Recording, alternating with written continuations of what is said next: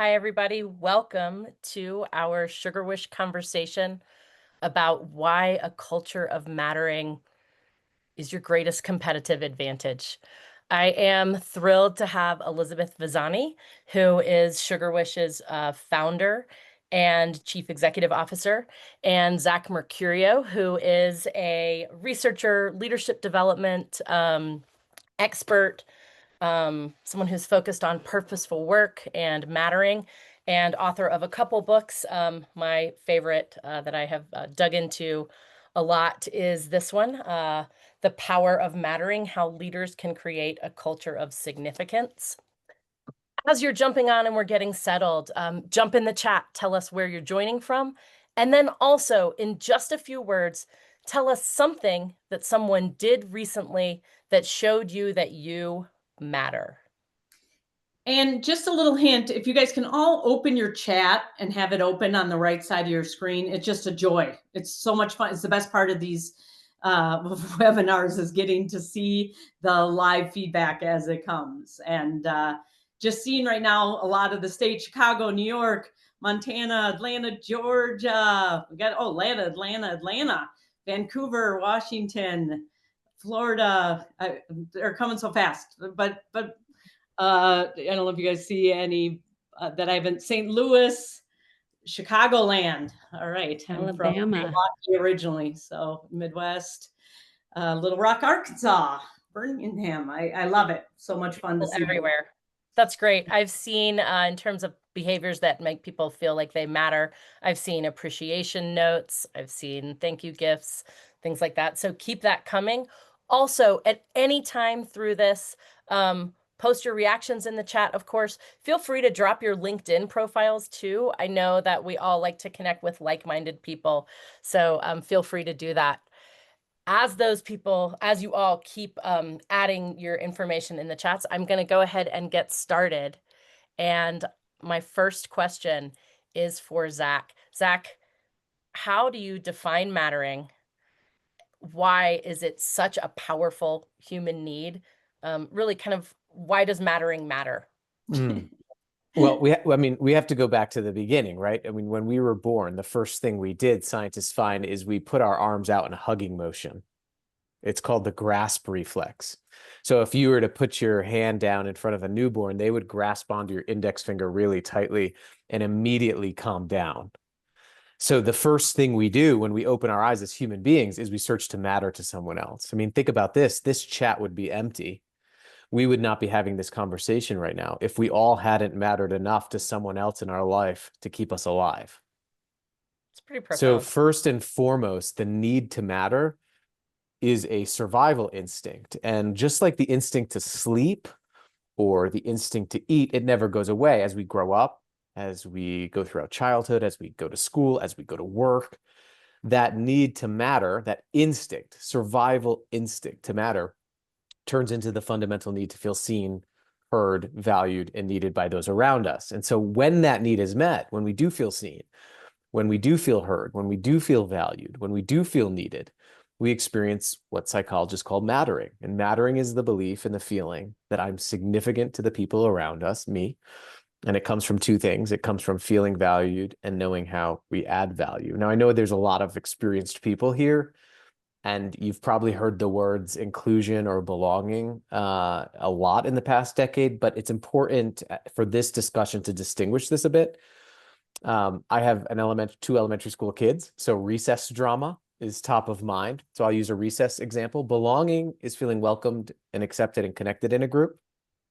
Belonging is being picked for the team. Inclusion is being able to take an equal, equitable role in a group. Inclusion is being asked to play in the game. But mattering is feeling that the team wouldn't be complete without you. Mattering is feeling significant to individuals in the group. And this is very important because I can feel like I belong.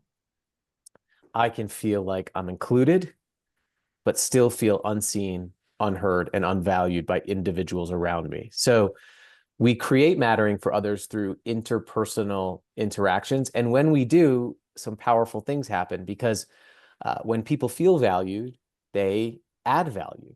People care when they feel cared for. When people feel like they matter, they act like they matter. And mattering pretty much animates everything else in human life. It's almost impossible for anything to matter to a human who doesn't first believe that they matter. And almost all human behavior happens because we believe that we and our energy are worthy and that we're capable. And so mattering is a primal survival instinct. It is a fundamental need, and we experience mattering when we're seen, heard, valued, and needed by those around us.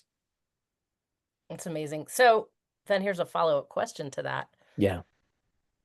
How did we get to a point where it's so important to talk about mattering, where there's Right. this deficit of like Yeah. it's fundamental. We know that, we can agree. I don't think anyone would say, "Oh, no, I don't think so."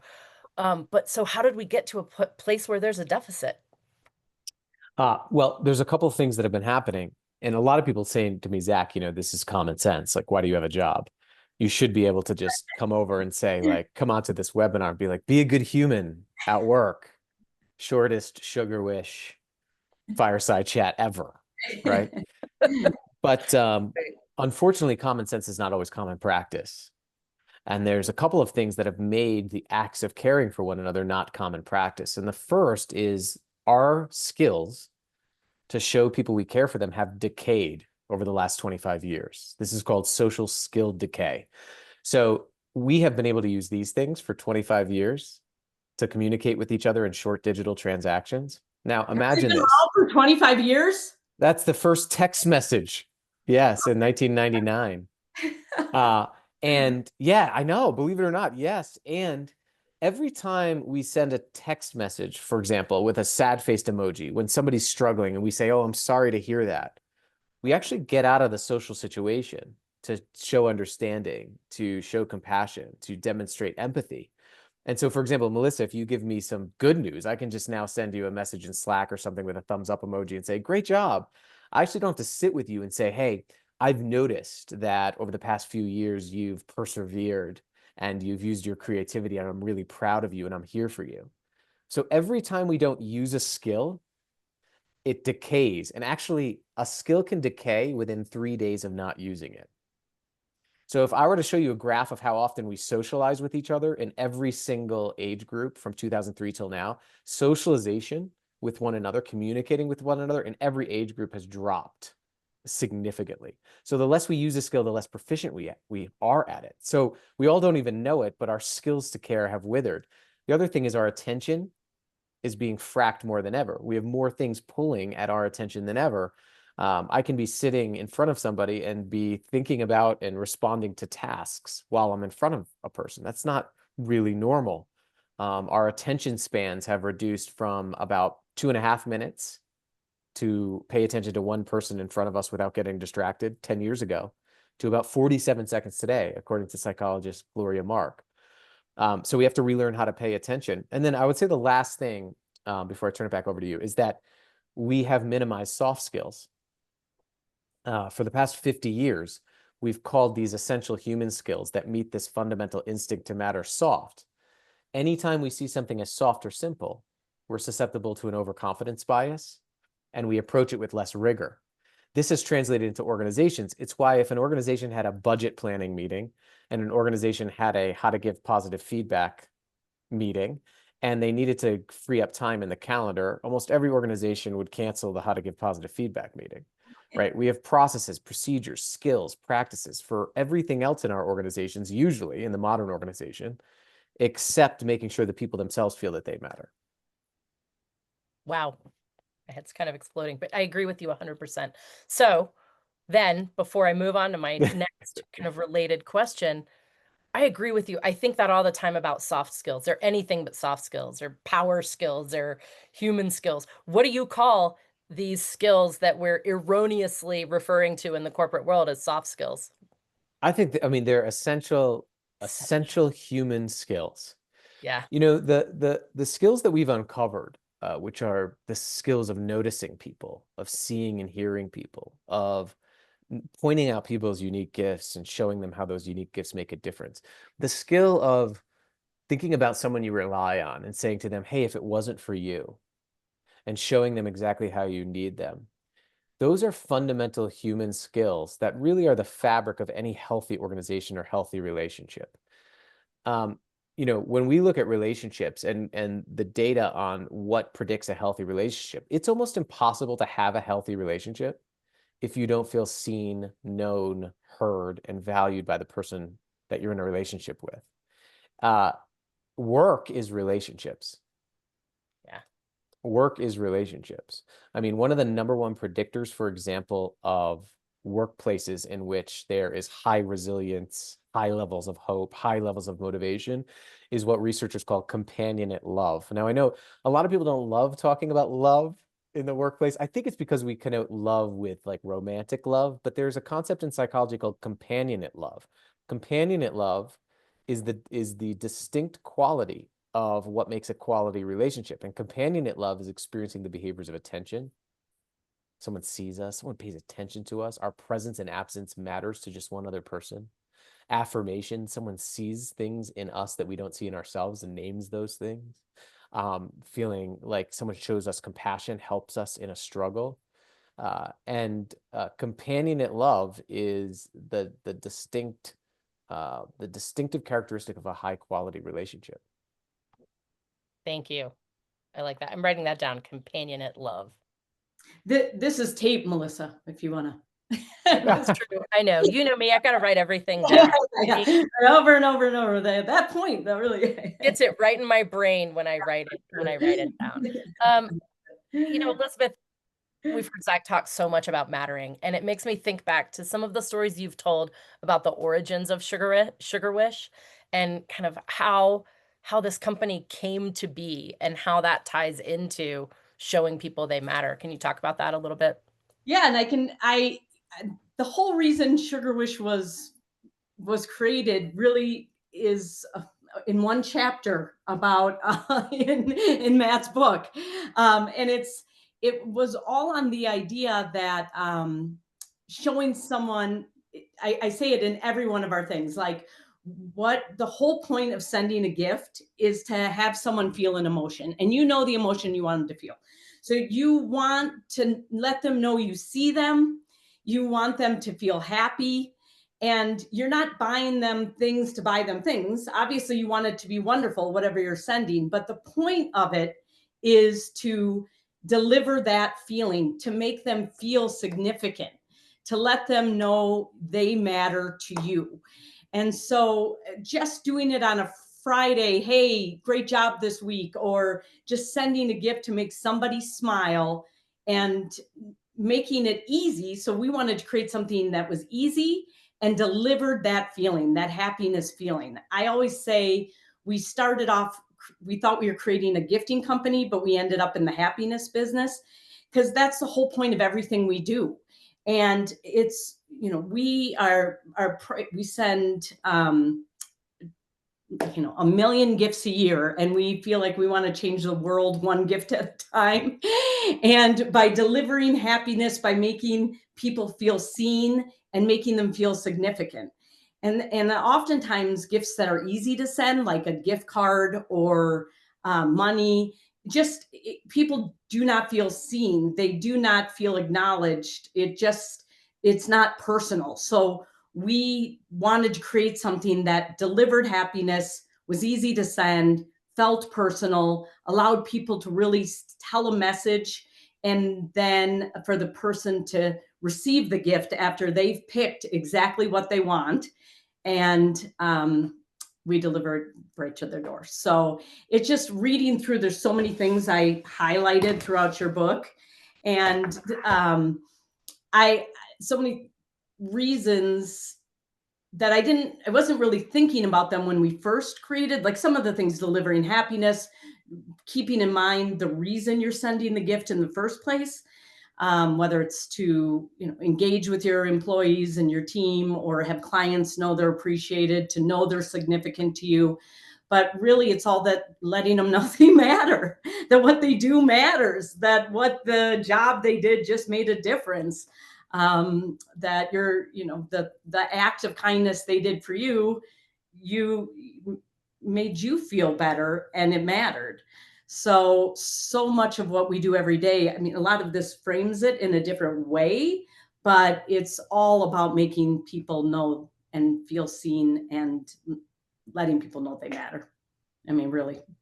So Can I So, add something to that? Just a yeah, couple of things I heard there. Just a yeah, couple of things I heard there. One is when yeah, we ask people, what mattering is like, what it feels like. One of the things that they tell us is that it's when someone thinks about you when you're not there. I mean, right. think about that feeling of knowing your presence and absence means something to just one other person. Like knowing that someone is thinking about you and you're not there. The other thing that your example of why you started Sugarwish makes me think about is that one of the barriers to doing this is we tend to underestimate our impact. There's a great psychologist named Nicholas Epley who has done studies that show he'll ask people to write a note of gratitude to somebody, and then he'll have them rate what they think the impact on the receiver will be emotionally, how it will affect their life. And then he measures the actual impact. And almost every time the giver underestimates the impact on Yes. the receiver. So we underestimate our impact, so we don't act. So I love making it easy to turn your good intention into a good action, close the gap between your intention and your actions. Like, I think everybody here, think about someone you are grateful for. Now, think about the last time you explicitly told them. The Yeah. John Templeton Foundation finds that 90% of Americans can name someone right now that they're grateful for, but less than 30% have told them in the last 2 weeks. It's So we have to close this gap. And I think that, like what you're saying is, I think that making it easier to close that gap and turn your good intentions into a practice is powerful. uh, I love everything you just said. But we created, which we talk about all the time in our number one feature that our customers love is our gratitude board. And it's when you send a Sugar Wish, there's a space where they can tell you, thank you for sending a gift. And that the responses are amazing, and you might just think you're doing this little thing, you're sending a $25 gift or a $50 gift, and you might think, oh, little, but when you see how much it meant to them, that it just shows exactly what you're saying. And that is the other thing in this book that I circled is the not to underestimate your how much your impact, because that I even told Melissa before this call that I'm going to put that on a sticky and put it on my laptop. Because the good and the bad, just to make sure you're really thinking about your every little thing you do and the impact it has, and trying to make it positive. So I love that. I love the whole book, but it's just funny. That's another one I highlighted. And yeah. yes. So shifting a little bit, Zach, we know how important it is. It's part of being a good person, really. Like, we show people they matter because it's the right thing to do to meet these fundamental human needs for each other. That's community, right? But also, when we think about this in a corporate setting, we know that a culture of mattering does impact really important business drivers like innovation, productivity, customer experience, all those things, ultimately profitability, right? So can you talk a little bit about how looking at creating a culture of mattering as kind of what's the business case for that? Yeah, I mean, there's two sides of mattering, right? Feeling valued and adding value. But one of them comes first. And it's opposite to how we've tended to think about performance in business for so long. The dominant, often unspoken belief in work is that people should be valued once they add value, right? But the opposite is true. People add value when they are valued. Yes. And this captures human psychology. So when we see, hear, and value somebody, we actually develop two beliefs in them: the belief that I'm worthy, called self-esteem, and the belief that I'm capable, called self-efficacy. Those two beliefs, researchers find, are the two beliefs that most sustainably predict performance. I believe that I'm worthy here, and I believe I'm capable. I have what it takes. When people develop the confidence that they need, they add value. So when we value people, we show them the confidence that they need to add value. The more people add value and see the evidence of their significance, the more they feel valued, and the cycle continues. That cycle is the ultimate energizer. Every single lagging indicator in an organization, productivity, performance, engagement, satisfaction, all of those things are lagging indicators of human energy. There is not one financial metric in an organization that is not mediated through how a human being feels. And so when you think of what is the ideal state of a human being who is producing and performing, and even if I ask the most hardened, performance first, hardcore leader, what is the ideal state of a human being who needs to perform well, they were saying things like they're motivated, they care, right? The leading indicator of that is feeling cared for. The leading indicator of human energy is knowing that we matter. And so that's why research clearly shows, there's been research done on almost 8,000 business units by James Harder. He's over at Gallup now, that finds when employees can answer this question, that I have someone at work that cares for me as a person, they are far more productive. They perform better. They're more committed. They're more engaged, because people add value when they feel valued, One of the biggest problems, like if you look at employee engagement is as lowest it's been in a decade. This is despite over $1 billion invested in employee engagement services. This is despite well-being programs, DEI programs, a 42% increase in wages, the perks culture, benefits culture. Nothing has worked. And why is that? There is one data point everybody should be paying attention to that got buried in Gallup's report. And it's that just 39% of people strongly agreed they had someone at work that cared about them as a person. Just 30% of people said that someone invested in and could name their unique potential. One of the biggest reasons we're in this disengagement crisis, it's not a disengagement crisis, it's a mattering deficit. But one of the major reasons we're in this disengagement crisis is that we have expected people to care for so long without doing the rigorous work to make sure they feel cared for. And so, but the good news, the good news is that this is accessible. It's accessible in every interaction that we have. You know, your next great leadership act is really your next interaction, because we can choose to see, hear, value, and show the next person how they're needed. We don't need a program. We don't need a new perk to do that. And we don't need our organization's permission to do that. I love that. And I think, going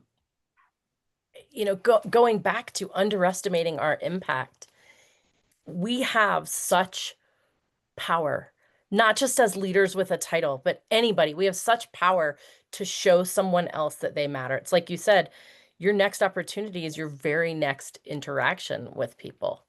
Um, Mm. what I love that, because when you are reading it, you could be like, I could be better at that. I could be better at that. I could do this, everything. And you're like, oh, okay, I'm pretty good at that. But I love the optimism, Zach, of saying your very next act, is where you can make that difference. So versus being like, like, okay, my very next thing I'm going to do. I think that's such a hopeful message. Yeah. And such a wonderful way to approach it. And culture can feel so big, right? But when you think culture, really, the quality of a culture comes down to the quality of the daily interactions. That should make people excited, because we have control over those daily interactions, how we show up with each other, being able to remember the details of someone's life and check in, reminding people of the gifts that they bring, reminding people how you need them. All of these things are things that we can do, and irregardless of position. I define a leader as anybody who influences anybody, which is everyone. Yeah. So, Um, Zach, what do you say to people who say, well, at my organization, they're not very good at that. My boss isn't good at that. What do you say to those people? yeah, I mean, I get a lot of people who say to me, Zach, like, what if my leader doesn't do this for me?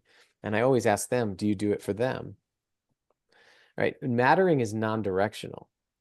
Culture is non-directional. It's the accumulation of interactions. Yes, leaders have more power over the architecture of a culture, what it feels like. But culture is built through interaction. So if your leader, when's the last time you thanked your leader? When's the last time you named their unique gifts and how they make a difference? When's the last time you checked in on how they were doing if you knew they were struggling with something in their personal life? When's the last time you offered an act of compassion for them, right? There's this norm in the world that has held human society together, and it's called the norm of reciprocity. And the norm of reciprocity is that we return a kindness. But to return a kindness, someone has to go first. And I think that that's really important is it takes courage to do that, especially in an volatile environment. It can take courage to care and courage to go first. But leaders who tend to do this, and again, anyone who influences anybody, leaders who tend to have relationships in which their people feel that they matter to them, they go first. They have the courage to care in that next relationship. I love that. Go first. It's kind of a great mantra. Yeah. We talk about like paying it forward, which is just like, starting the chain, because it's interesting because you talk about thank you gifts, but we have a thank you sugar wish. We also have an appreciation sugar wish. And the slight difference is one, you're thanking someone for something they did. And you can do that with the appreciation sugar wish too, but it's also, you can be the first and just be like, you're appreciated. Just you had her, but it is interesting. That kind of being the first one to do it versus thanking someone after they do it. I love it. Yeah, and Melissa, going back to another part of your question is that what if, our leaders don't, know how to do that? I mean, these are skills that you can teach, you can learn. I mean, I'll introduce one overall skill that I hope everybody will take away. And it's the questions we ask, the data we collect from one another in our relationships and in our teams and in our lives. And the question is to ask people, when you feel that you matter to me, what am I doing?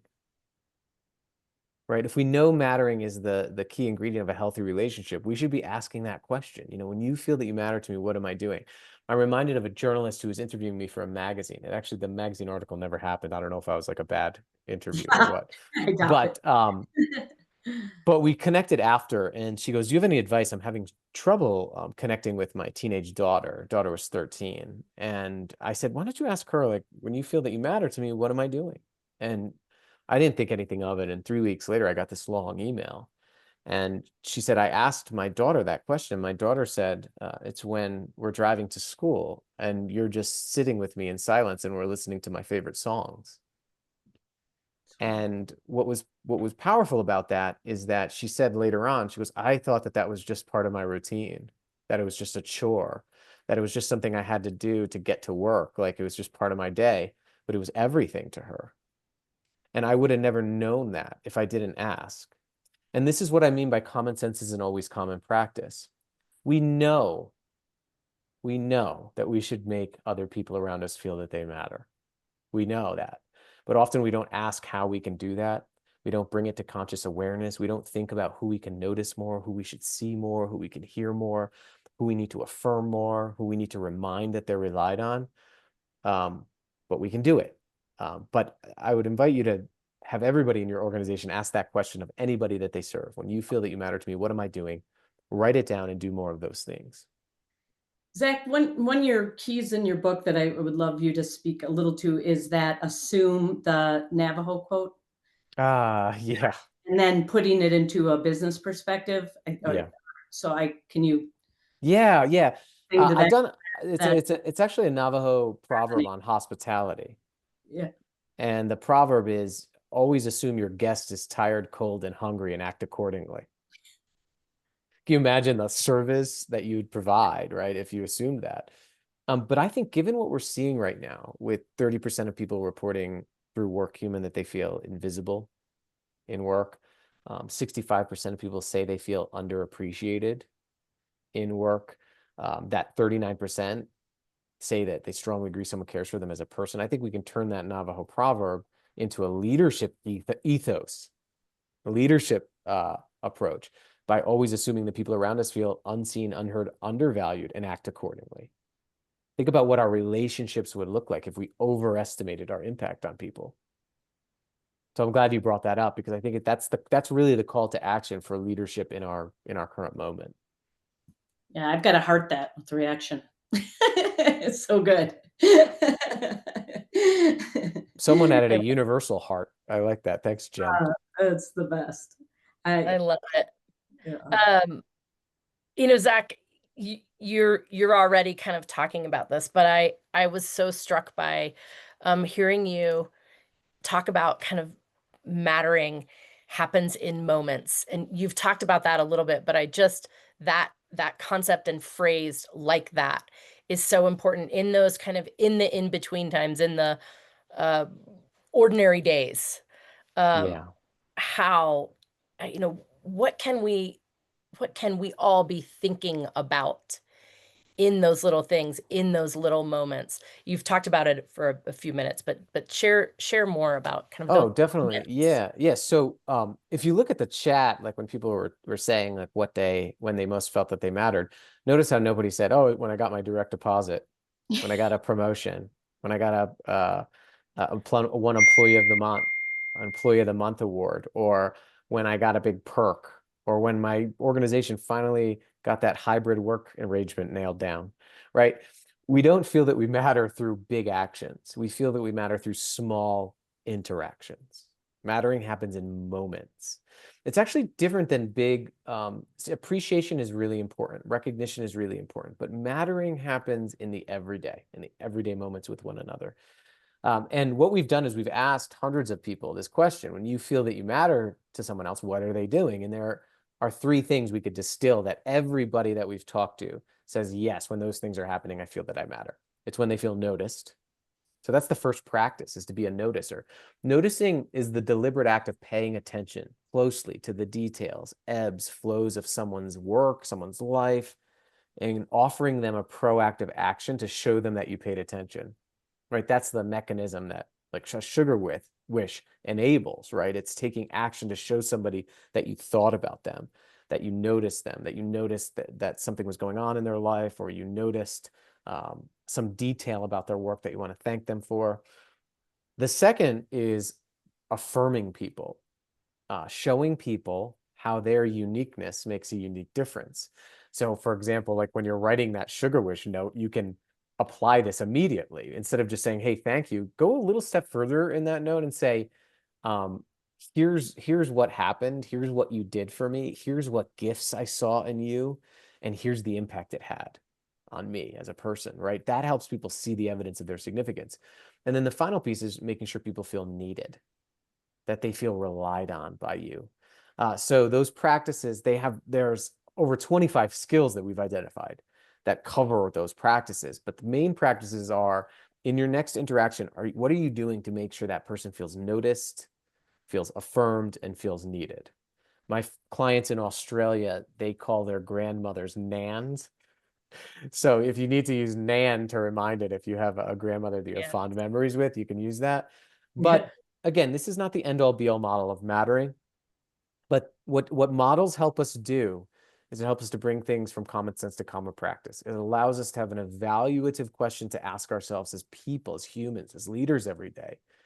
Am I showing up in this interaction in a way that will help this person feel noticed, affirmed, and needed? It's I- fabulous. So I don't know if Melissa mentioned at the start, and but that Zach, the workbook that Yeah. everyone can use to make sure this stays top of mind, to make sure common sense becomes common practice. Can you tell us a little bit about that worksheet? Yeah, there's a workbook there that is it's a companion workbook. It has all of the templates on how to do this. I mean, for the noticing practice, and we can get into this, there's several skills that you can actually do and try on now. For the affirming practice, like how to give meaningful gratitude, there's a template there. For the needing practice, there's some templates. But then at the end, the most important thing is a self-assessment. Because again, this helps undercut the overconfidence bias. The self-assessment will give you, it's not assessment of how good or bad of a leader you are. That's not what this is about. This is simply about the frequency at which you do these things that help people feel noticed, affirmed, and needed. 1 is not at all, 5 is always. But then at the end, you get a score out of 25 for noticing, affirming, and needing.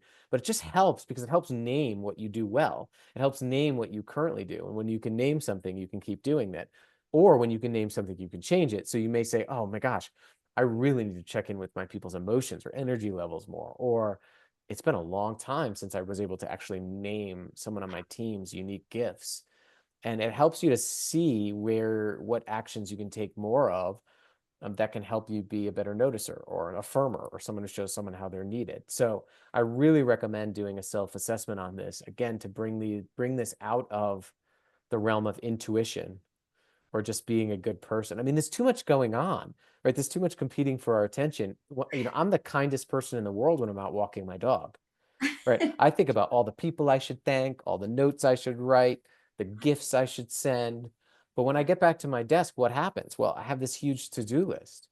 And it's amazing how often we put off an act of kindness for answering another email. So we have to schedule our good intentions. When you have that thought to check in, put it on your calendar, elevate it to a place in your calendar, elevate that writing that thank you note to the top of your to-do list. That's what we've seen the best leaders do. And the self-assessment helps us identify what we can do. I love that you said that. Sometimes I think people hesitate to schedule or create a system or kind of program their acts of kindness or gratitude or connection because they think, oh, well, maybe it's not so sincere if I've scheduled it. But you debunked that myth just now by saying, I'm the nicest person in the world when I walk my dog, but when I get to my desk, Well, it's Yep. true. I I mean, start thinking about the tasks and those things go to the wayside. I think programming or scheduling or strategizing with great intention around these acts of kindness and noticing, affirming, showing people that they're needed is essential. look, I think we can all agree that we have a bit of a hurry addiction. Yeah. Right? We're all running around to one thing to the next. But in the history of anything, you can't care for something when you're in a hurry. Hurry and care cannot coexist. Right? It doesn't matter whether it's a pet or a person or a car or whatever. You cannot care for anything if you're in a hurry. Because caring for something takes understanding. Understanding takes time. We have no problem blocking off time for efficiency. Right? We have no problem blocking off time for transactional tasks. We need to start applying that to making sure that people around us feel cared for. Absolutely. You're singing my song. You're Yeah. singing my song. Um, It just makes me, your book is going to be here on my desk as a constant reminder to, it's nice to have the visual of like, okay, yes, you just got a seat on my desk for. Oh, that's nice. during the- And then you can put little things in your environment too. right. Like for example, on my one-on-ones, I'm not like a journaler, but if I have like phrases, it helps me. Like I teach everything I need to hear the most. So I'm working on all of this stuff because I'm also a parent, I'm a friend, I'm in relationships and I have a lot to get done at the same time. Yeah. So one of the things I put on the top of my one-on-ones, for example, is don't forget to ask about ... right? It just allows me, before I jump into a conversation on what we have to do together, that I start with understanding how you are and remembering something about you. I remembered last week that your kids started baseball over the weekend. How did that go? I remembered last week that you were nervous about that meeting. Did it go okay? I remembered last week you were struggling with that project. Is there anything I can do to remove some log jams there? Just that trigger for me really helps a lot. And let me tell you something, there is magic in feeling remembered. When Sure. somebody thinks about you when you're not there and then says, I was thinking about that conversation we had last week, there was a couple things that I've really wanted to ask you about after that. Do you mind if I ask you to follow up? It all of a sudden is like, whoa, I am seen. I am heard. I'm a person.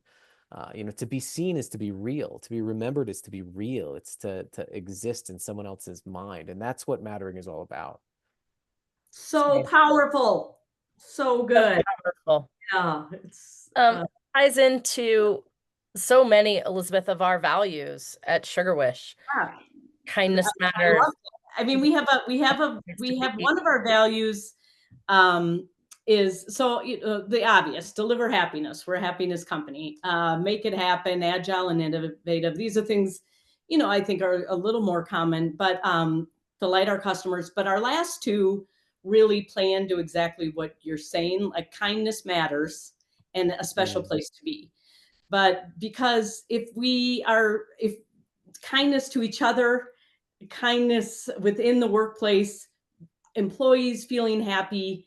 How can we deliver happiness if we don't act that way internally? So Mm, we really, kindness matters when we're going through our values, and we have, at the end of all of our meetings, you point someone out and you state one of the values and point out how somebody was kind that week. Point out, how they made Sugarwish a special place to be. And so, but we feel like we've got to walk the walk, make us all feel kind to one another, and be as happy as we can as a team in order to send happiness to others. So I just wanted to, like, we try to work that in. And again, does it always happen naturally to little things, but trying to think about it and put it front of mind, because we know how important it is, and it matters to us.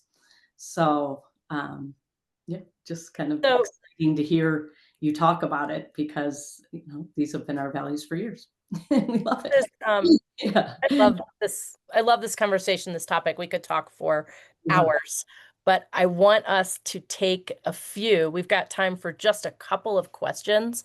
If you've got some questions for us, those of you who have joined us for the webinar, drop them in the chat, and I'm going to ask Leanne Silver, who is helping us manage and moderate all of this, to pull a few of the questions that you put into the chat um, for Zach or Elisabeth. And while you do that, one that someone messaged to me directly was about AI.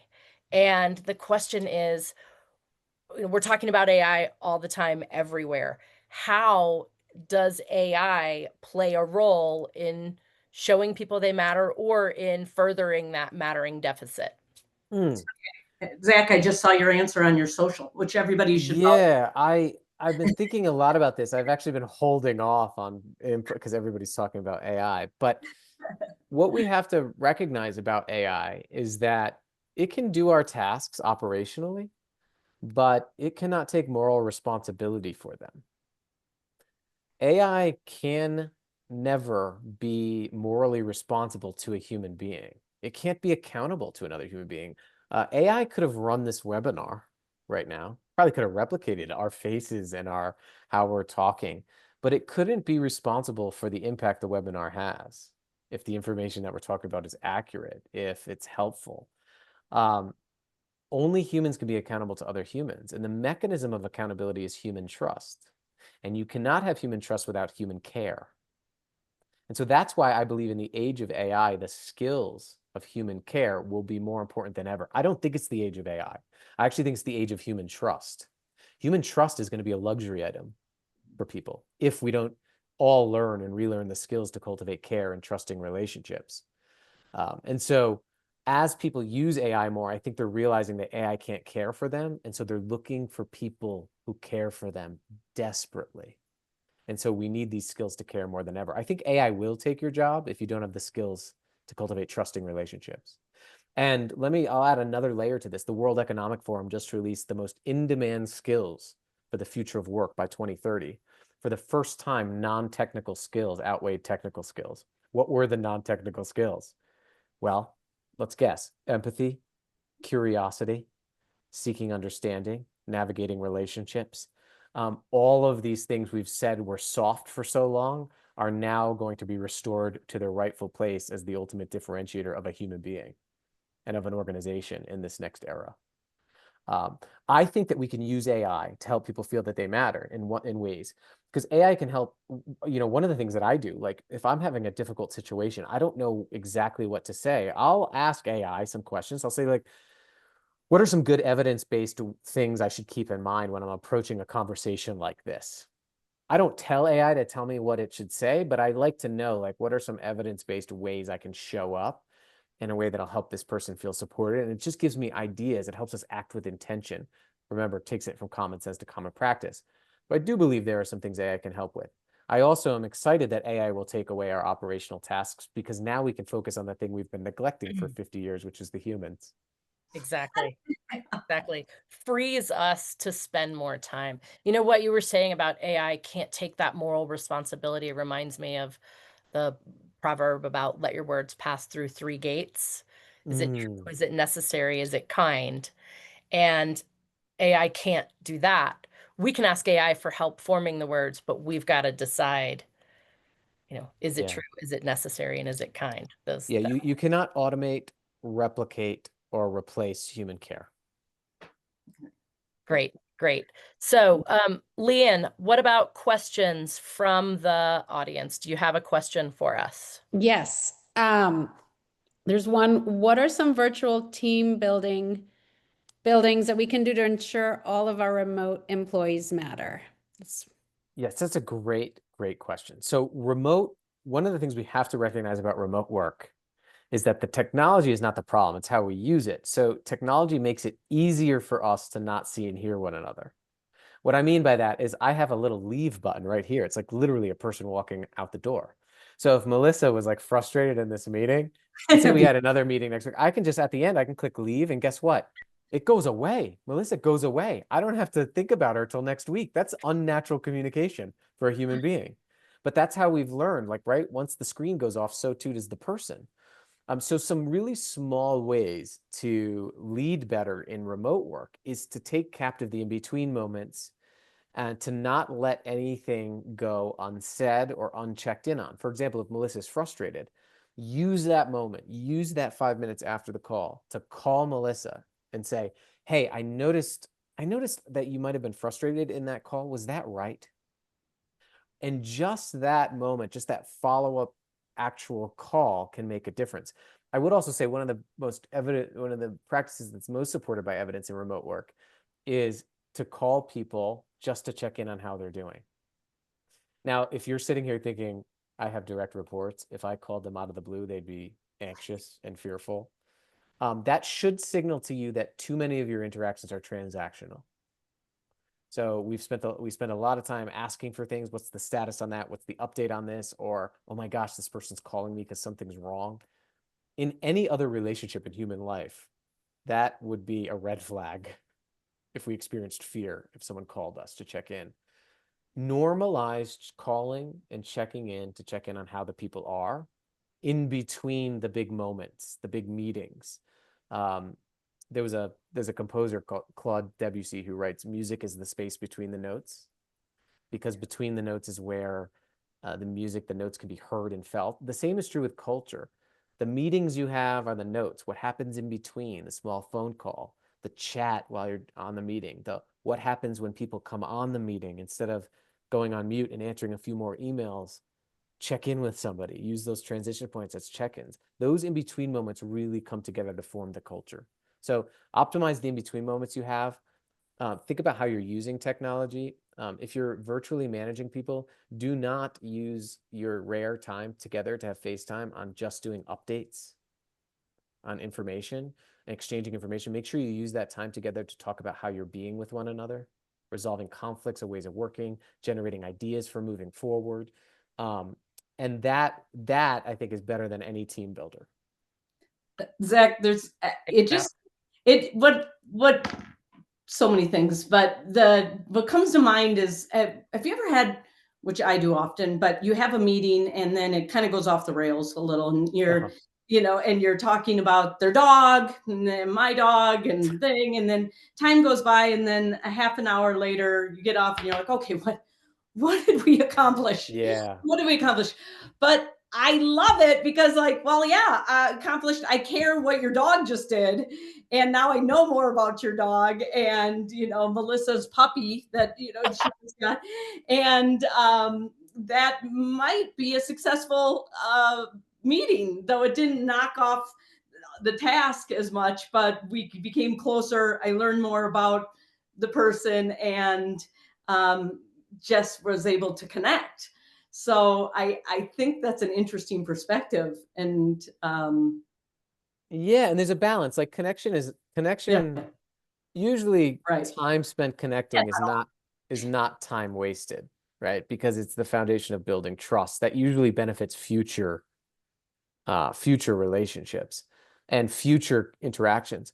And I will say, you still show up with a clear agenda. What are some clear outcomes? And one of the things that I think is really important is a lot of people say to me, Zach, well, people don't put on their cameras in any of our meetings. And I always respond like, do you make it worth it to put on their cameras? Because if people are just going around saying, here are my updates, and they're like update fests, I'm not going to put on my camera. But if someone starts the meeting being like, okay, I want to talk about some things that everybody's thinking, but no one's saying. Can we talk about, we're going to talk about some issues today that we want to resolve. You'll see all of a sudden cameras will start coming on, right? Because it's worth it. We're talking about something that's worth it to engage with one another about. So I think it's a balance, right? I don't think all meetings should be about like yeah, but I personal life. would say like when the camera isn't on, sometimes you can feel like your meeting doesn't matter to them. Absolutely. Yes. Yeah. You're like, That's a oh, great point. so it's like a response. So That's a great point. Yeah. And then it's hard to just talk into it's like hard to blank talk to blank faces. screen. Yes, I know. Tell a joke and just all blank screens. Right. That feels bad. It does. So, yeah. Great.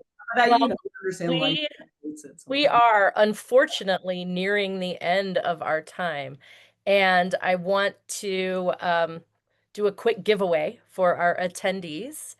And I want to take care of that giveaway before we ask you, Zach, to leave us with a few parting words. So, Elisabeth, can you tell us a little bit about our giveaway? We've got 6 people, and I'll announce those 6 attendees here. But if you want to talk a little bit about what we're giving away.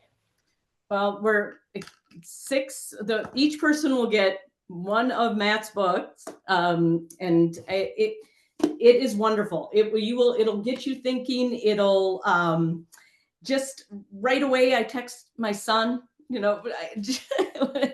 I started reading it, just as a parent, a person, a friend, an employee, a leader within an organization, there's so many things in here to that resonate with everyone, I would say, and actionable items to make a difference. So that, and we're also giving away 6 Sugar Wishes. And so you can send it to someone or receive it for yourself, but it's our new curated gift boxes.